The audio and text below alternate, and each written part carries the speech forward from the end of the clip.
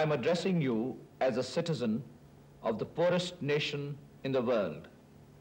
The economic conditions of Pakistan are miserable in the extreme. 40 बरस कबल पाकिस्तान की गुर्बत को एक मुसल्लमा हकीकत करार देने वाले जुल्फ़िकार अली भुट्टो भारत समेत दुनिया के तमाम ममालिक के साथ अच्छे ताल्लुकात के ख्वाहां थे। भुट्टो का कहना था कि पाकिस्तानी कौम घास खा लेगी मगर एटम बम ज़रूर बनाएगी। इसी ख्वाब को ताबीर देने की गरज से उन्होंने 1974 में डॉक्टर अब्दुल कदीर खान को हॉलैंड से बुलाकर पाकिस्तान का एटमी प्रोग्राम उनके हवाले किया।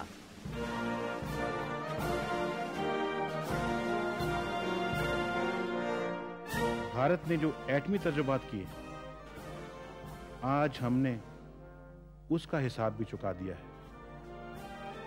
और 5 कामयाब एटमी तजुर्बात किए हैं। 28 मई 1998 पाकिस्तान में एक नवीद की तरह वसूल करके इसे यौम तकबीर के नाम से मौसूम किया गया। पाकिस्तान में कई माहिरीन कहते हैं कि ये एटमी धमाके 12 मई 1998 को भारत के एटमी धमाकों के बाद खित्ते में पैदा होने वाली अदम इस्तेहकाम की सूरत हाल बदलने में मददगार साबित हुए और इन धमाकों के बाद उस वक्त के भारतीय वज़ीर आज़म अटल बिहारी वाजपेयी का दौरा पाकिस्तान दोनों ममालिक के दरमियान तजदीद ताल्लुकात और एक दूसरे की अहमियत तस्लीम करने की एक कोशिश करार दी गई। मगर क्या जौहरी हथियारों की मौजूदगी ने इन दोनों ममालिक के सरों पर लटकती जंग की तलवार हमेशा के लिए हटा दी है?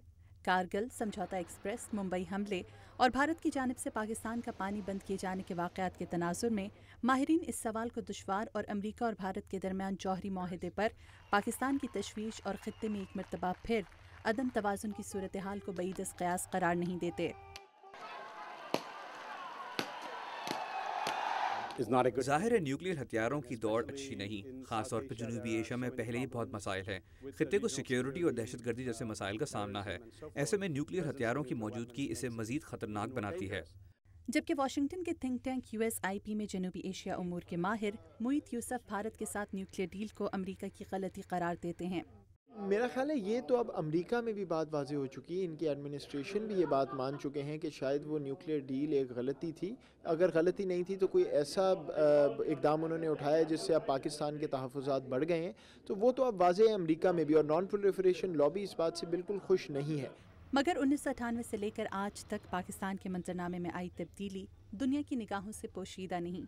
1999 में सदर परवेज़ मुशर्रफ का इक़्तिदार पर कब्ज़ा और 2008 में जमहूरियत की बहाली भी पाकिस्तानी अवाम के लिए किसी इत्मीनान बख्श तब्दीली का सबब न बन सकी।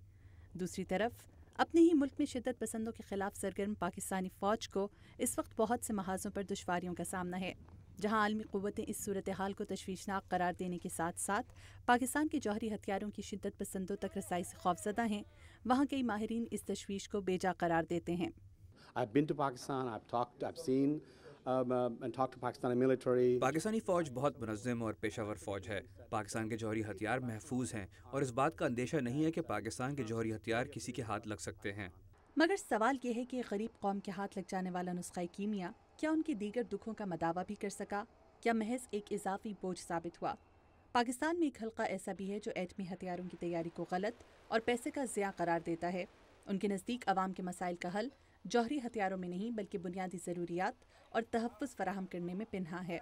बाज़ माहिरीन के मुताबिक पाकिस्तान की अब माशी सूरत हाल और दहशतगर्दी की कार्रवाइयों ने हर खास आवाम को मुतासिर किया है, लेकिन वहीं पर हर पाकिस्तानी के जहन में कहीं ना कहीं ये सवाल ज़रूर मौजूद है कि पाकिस्तान के एटमी क़ुव्वत बनने के 12 साल बाद भी पाकिस्तान से दहशतगर्दी के साए छटते क्यों नहीं और क्यों पाकिस्तान की मईशत अपने पैरों पर खड़े होने से कासिर है। पाकिस्तान में अमेरिका के साबिक सफ़ीर बिल माइलम भी पाकिस्तान की मुआशी सूरत हाल में अदम इस्तेहकाम का एक बड़ा सबब एटम बम की तैयारी और उसके नतीजे में पाकिस्तान और अमेरिका के ताल्लुकात में कशीदगी को ठहराते हैं। पाकिस्तान के जौहरी हथियारों की वजह से पाकिस्तान और अमेरिका के ताल्लुकात मुतासर हुए और मैं समझता हूँ कि ये बदकिस्मती थी, मगर हमारे लीडर ऐसा करने के पाबंद थे क्योंकि हमारा कानून ही ऐसा है और इसी कानून की वजह से हमें पाकिस्तान को दी जाने वाली इमदाद पर 1990 से पाबंदी लगानी पड़ी, जब हमें अंदाज़ा हुआ कि पाकिस्तान एटम बम बना चुका है। मगर जनूबी एशियाई उमूर के माहिर मुईत यूसुफ का ख्याल इसके बरक्स है। मुझे तो ये आज तक यही बात कभी समझ नहीं आई कि ये हमारी कौम को किसने बताया है कि जौहरी हथियार के बाद आटे की कीमत कम हो जाएगी। जौहरी हथियार का किसी चीज़ से कोई ताल्लुक़ नहीं है, उसकी सिर्फ एक यूटिलिटी है کہ آپ کی ہائر اینڈ پہ آل آؤٹ وار نہیں ہوگی، وہ ابھی تک ساؤتھ ایشیا میں قائم ہے۔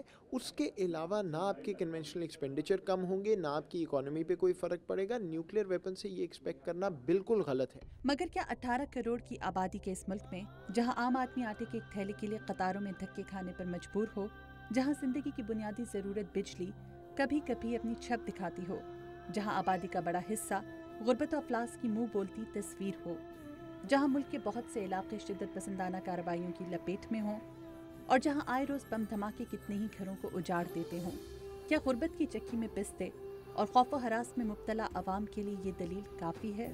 سرخ موسم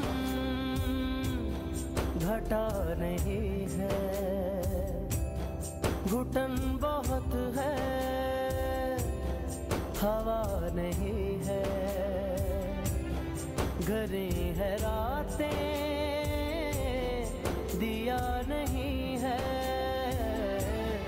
یہ آسمان بھی نیا نہیں ہے،